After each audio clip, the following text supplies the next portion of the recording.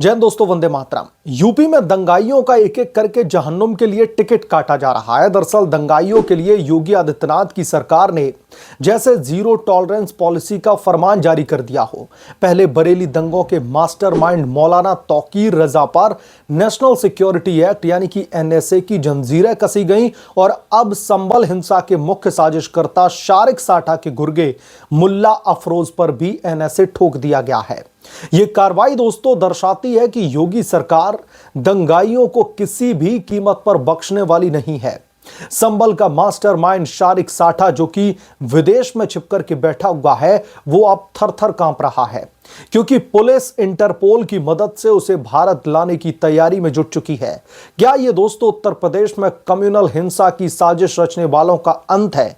आइए इस सनसनीखेज मामले को गहराई से समझते हैं और यह भी जानते हैं कि अब दरअसल जिस मुल्ले पर एनएसए ठोका गया है वो है कौन, जहां योगी के सख्त एक्शन ने दंगाइयों की नींद उड़ा दी है। संभल दोस्तों हिंसा कोई अचानक की गई घटना नहीं थी, यह एक पूर्व नियोजित साजिश थी जो कि बरेली की ही तर्ज पर थी, जिसका मकसद सांप्रदायिक माहौल बिगाड़ना और पूरे देश में बवाल मचाना था। 24 नवंबर को दोस्तों संभल की शाही जामा मस्जिद के सर्वे के दौरान हिंसा भड़कती है, जिसमें पथराव, आगजनी और पुलिस पर हमले होते हैं। 2 लोगों की मौत हो जाती है, कई पुलिसकर्मी घायल हो जाते हैं और शहर में कर्फ्यू लगाना पड़ता है।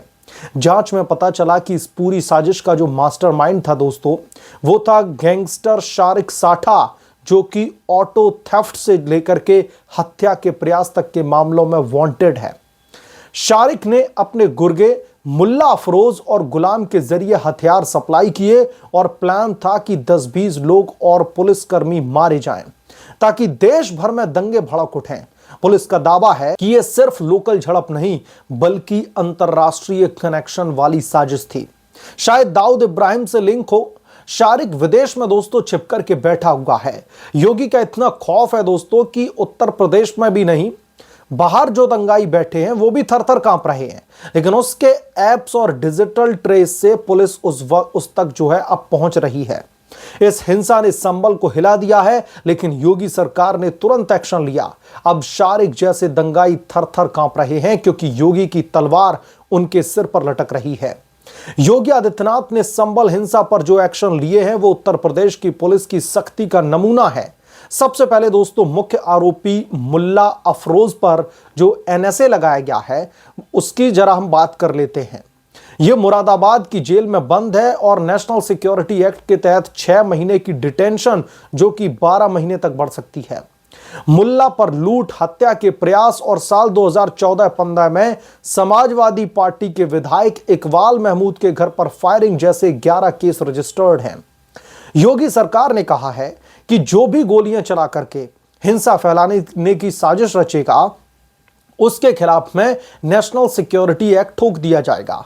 संभल हिंसा में तौकीर रजा का डायरेक्ट रोल नहीं, लेकिन यूपी में कम्युनल हिंसा के मामलों में उसका नाम बार बार आता है, जो योगी की सख्ती का शिकार बने हैं।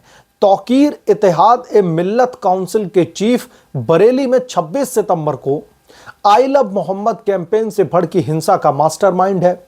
वहां पर पथराव और आगजनी हुई और तौकीर पर एनएसए लगा करके उसे फतेहपुर जेल भेजा गया। 2010 के बरेली दंगों में भी तौकीर मास्टरमाइंड था, जहां हफ्तों तक हिंसा चली थी। संभल और बरेली दोनों मामलों में पैटर्न सेम है, सांप्रदायिक तनाव भड़काना, पुलिस पर हमला करना और देश भर में बवाल मचाने की साजिश करना। योगी सरकार ने दोस्तों तौकीर पर 43 सालों में पहली बार इतनी सख्त कार्रवाई की है और अब संभल में मुल्ला अफरोज पर दरअसल एनएसए यह दिखाता है कि दंगाइयों के लिए Uttar Pradesh is not a safe place for you. Yogi सरकार ने कह दिया है कि या तो आप दंगे करने छोड़ दो या फिर उत्तर प्रदेश छोड़ दो। तौकीर जेल में छटपटा रहा है और शारिक विदेश में कांप रहा है। क्या ये दोनों मामलों में दोस्तों कोई बड़ा कनेक्शन है? पुलिस जांच कर रही है, लेकिन योगी की सख्ती ने दोनों को सबक सिखाया है। संभल दंगे का मास्टरमाइंड शारिक साठा अब दरअसल थर-थर कांप रहा है क्योंकि योगी के एक्शन, एनएसए, इंटरपोल गिरफ्तारियों ने उसकी साजिश का भांडाफोड़ दिया है। तौकीर रजा जैसे दंगाइयों पर पहले एनएसए और अब मुल्ला अफरोज पर ये उत्तर प्रदेश में कानून व्यवस्था की मजबूती का सबूत है। योगी आदित्यनाथ की सरकार ये दरअसल सख्ती दंगाइयों के लिए एक तरीके से चेतावनी है। हिंसा फैलाओगे तो एनएसए की जंजीरों में जकड़े जाओगे, जेल आपका इंतजार कर रही है। क्या शारिक भारत लाया जाएगा?